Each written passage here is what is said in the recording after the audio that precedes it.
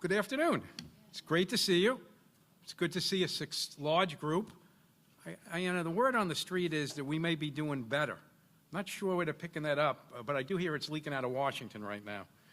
I think people think about us a little more, and that makes us more relevant, and when we're more relevant, it matters to both our local organizations and to the elected officials moving around Albany that don't have our best interests at heart. But let me say this, good afternoon and welcome to our annual legislative conference. Expect 2 days of great speakers, panels, receptions, a dinner as we renew friendships and make new contacts. But you know, I'm going to go off these notes for just a minute because I was just referring a second ago about our strength and how people are taking us more seriously. I've got to go off this because this just happened on Friday night. We're doing a press conference on it tomorrow. You may have read, you may have heard, in the middle of the night, legislative leaders, all Democrats, were getting together and attempting to change an established political calendar using a message of necessity tomorrow from the governor to hurt us in the 21st congressional seat and the 22nd senatorial district in Brooklyn, which also has an opening. What they are trying to do, the Democrats, is change the schedule to keep us from filling Elisa's seat as long as possible, hurting us in D.C. What they're trying to do in Brooklyn is change the date of an election so that it falls on primary day during a Democratic primary in a seat that we should have no trouble winning, believe it or not, in Brooklyn. So that's what's going on up here. And as much as I've got these great notes, and I am going to go back to them, the Conservative Party is here in Albany. You're going to be seeing the legislature. You're going to be seeing people tomorrow as many of you decide to take the trip up. Let's be real. They're trying to hurt us. We're here. We're here together. Say something. Do something. Say something. Do something. That's my little rant. You know, in Brooklyn, they have these, like, radio shows, a rant from your neighbor. I don't get to do the show, but I know how to rant. But in any event, the Conservative Party did have a good year. The 321,788 votes, and who's counting, actually, 321,788 votes we provided President Trump was the second highest for president in our party's history. Trump got the second highest, the third highest, and the fourth highest, just so you know. Our enrollment hit a 50-year high and is only slightly below our all-time number. There's county chairman here that can tell you that they've never seen anything like they've seen in the increase in their enrollment and in the votes they receive. Our legislative program has gone through an update and a rewrite. You got to look at it and read it. It's current. It's useful. Not to say it wasn't useful before, but it's even more useful now. It's worth a read. It can be very helpful to candidates and incumbents. I know we're doing a panel later on interviewing party interviews to, determine who you're going to run for office.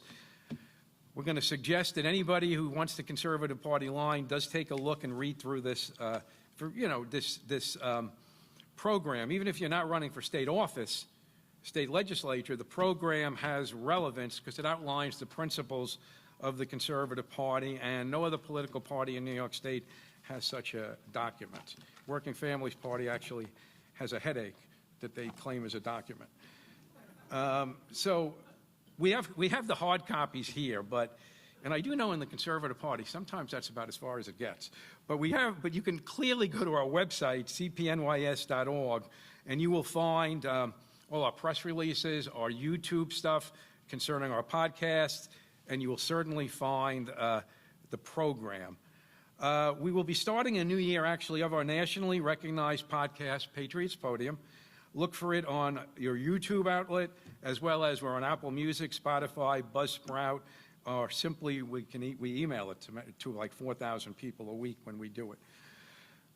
We keep a high profile with regular press releases and other communications on a variety of matters, as well as constant contact with newspapers, radio, broadcast, and cable organizations. And if there's any media here, they would know that it is extraordinarily unlikely that I would not return a phone call and to conduct an interview, no matter what the topic. If I don't, it's simply because I missed it.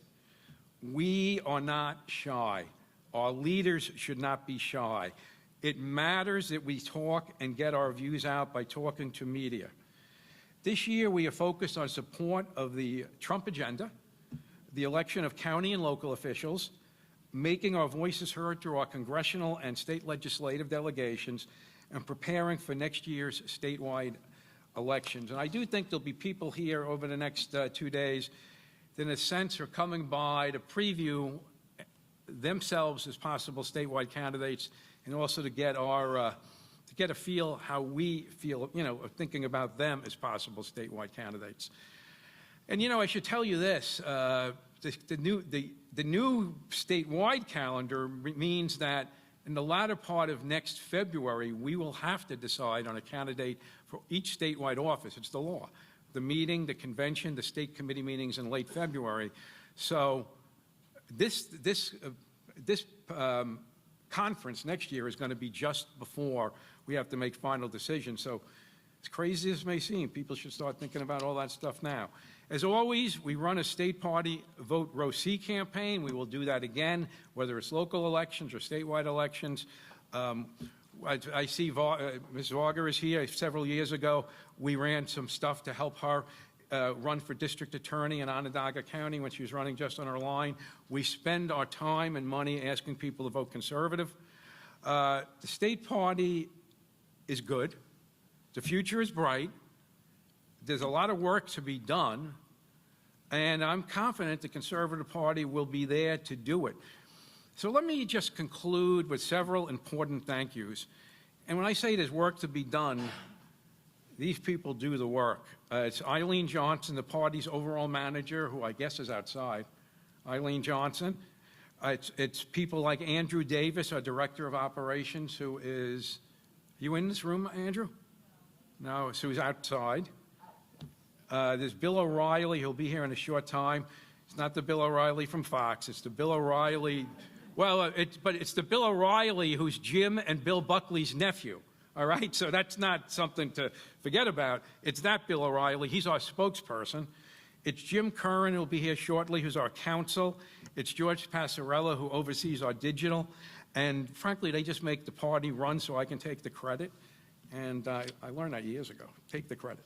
And one last thank you to Jason McGuire, who organizes this conference, and who will be the master of ceremonies. And if I could, just as I could, I don't have this written down, and frankly, as I'm reading through this, it just occurred to me to say this. Many of you will remember that Mike Long's birthday was yesterday. So to our former chairman, may his soul rest in peace, which would have been his 85th birthday. Thank you.